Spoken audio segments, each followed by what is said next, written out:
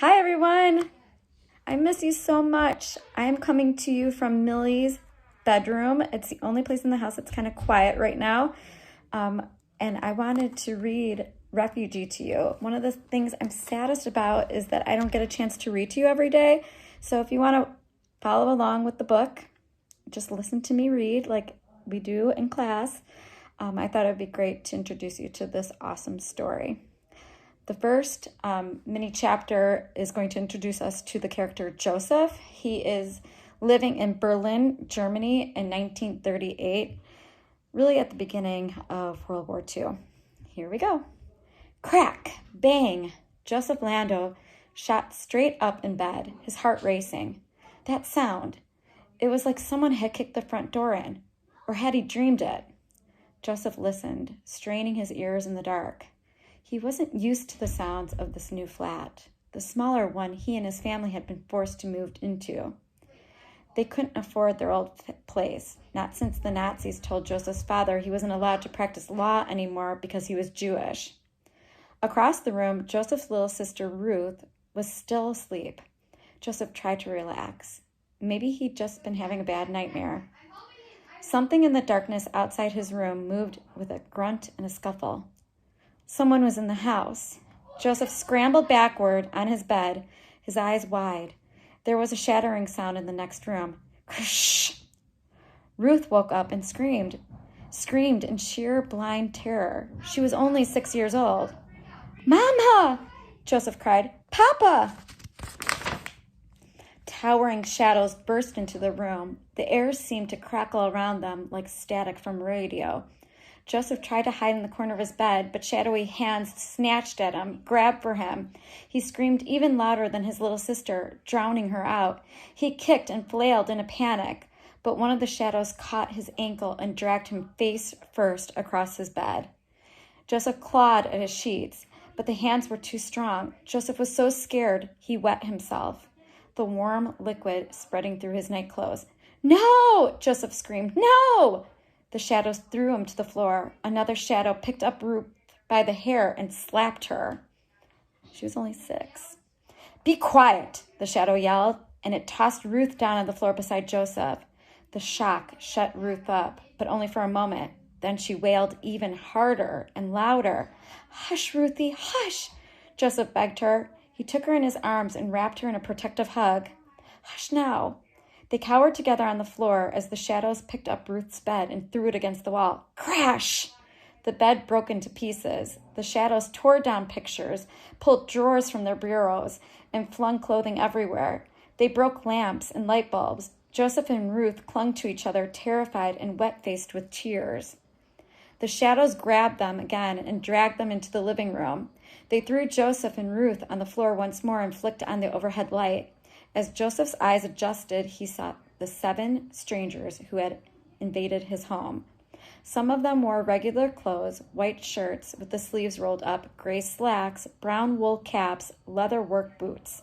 More of them wore the brown shirts and red swastika armbands of the Sturmabteilung, Adolf Hitler's stormtroopers. Joseph's mother and father were there too, lying on the floor at the feet of the brown shirts. Joseph! Ruth! Mama cried when she saw them. She lunged for her children, but one of the Nazis grabbed her nightgown and pulled her back. Aaron Lando, one of the brown shirts said to Joseph's father, you have continued to practice law despite the fact that Jews are forbidden to do so under the Civil Service Restoration Act of 1933. For this crime against the German people, you will be taken into protective custody. Joseph looked at his father, panicked. This is all a misunderstanding, Papa said. If you just give me a chance to explain. The brown shirt ignored Papa and nodded at the other men. 2 of the Nazis yanked Joseph's father to his feet and dragged him toward the door. No, Joseph cried. He had to do something. He leaped to his feet, grabbed the arm of one of the men carrying his father, and tried to pull him off. 2 more of the men jerked Joseph away and held him as he fought against them. The brown shirt in charge laughed. Look at this one, he said, pointing to the wet spot on Joseph's nightclothes. The boy's pissed himself. The Nazis laughed, and Joseph's face burned hot with shame. He struggled in the man's arms, trying to break free. I'll be man soon enough, Joseph told him. I'll be a man in 6 months and 11 days. The Nazis laughed again. 6 months and 11 days, the brown shirt said, not that he's counting. The brown shirt suddenly turned serious. Perhaps you're close enough that we should take you into a concentration camp too, like your father. No, Mama cried. No, my son is just 12. He's just a boy. Please don't. Ruth wrapped herself around Joseph's leg and wailed, Don't take him! Don't take him! The brown shirt scowled at the noise and gave the men carrying Aaron Lando a dismissive wave. Joseph watched as they dragged Papa away to the sound of his mom's sobs and Ruth's wails. Don't be so quick to grow up, the brown shirt told Joseph. We'll come for you soon enough. The Nazis trashed the rest of Joseph's house, breaking furniture and smashing plates and tearing curtains. They left as suddenly as they had come, and Joseph and his sister and mother huddled together on their knees in the middle of the room. At last, when they had cried all the tears they could cry, Rachel Lando led her children to her room, put her bed back together, and hugged Joseph and Ruth close until morning. In the days to come, Joseph learned that his family wasn't the only one the Nazis had attacked that night. Other Jewish homes and businesses and synagogues were destroyed all over Germany, and tens of thousands of Jewish men were arrested and sent to the concentration camps. They called it Kristallnacht, the night of broken glass. The Nazis hadn't said it with words, but the message was clear. Joseph and his family weren't wanted in Germany anymore. But Joseph and his mother and sister weren't going anywhere, not yet, not without Joseph's father.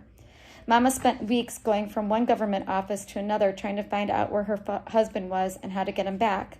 Nobody would tell her anything, and Joseph began to despair that he would never see his father again. And then, 6 months after he had been taken away, they got a telegram for Papa. He had been released from a concentration camp called Dachau, but only on condition that he would leave the country within 14 days. Joseph didn't want to leave. Germany was his home. Where would they go? How would they live? But the Nazis had told them to get out of Germany twice now, and the Lando family wasn't going to wait around to see what the Nazis would do next. That is the beginning of Joseph's story. Please click on the next link to hear about Isabel.